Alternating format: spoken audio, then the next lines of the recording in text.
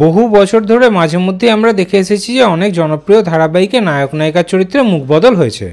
মাঝে মধ্যেই তো ধারাবাহিকে অনেক গুরুত্বপূর্ণ চরিত্রে মুখ বদল হয়, কারণ ধারাবাহিকে সবসময় তাদেরকে নিয়ে গল্প এগোয়। ইতিমধ্যেই বেশ কিছু ধারাবাহিকে প্রধান নায়িকার চরিত্রে মুখ বদল হয়ে গেছে।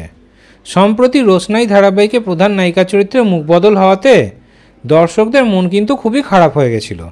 এবার জগদ্ধাত্রী ধারাবাহিকে প্রধান নায়কের চরিত্রে মুখ বদল হয়ে গেল।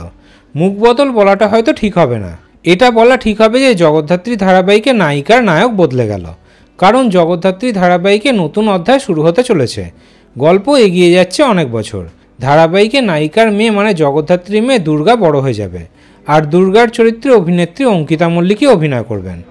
তবে তার বিপরীতে আর সৌম্যদীপকে অভিনয় করতে দেখা যাবে না।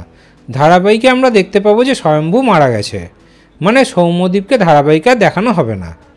আর ওদিকে নতুন প্রজন্মের গল্পে দুর্গার নায়কের ভূমিকায় দেখা যেতে পারে অভিনেতা ইন্দ্রনীল চ্যাটার্জিকে। তাহলে গল্পের প্রয়োজনে কিন্তু ধারাবাহিকেই পরিবর্তন এসছে।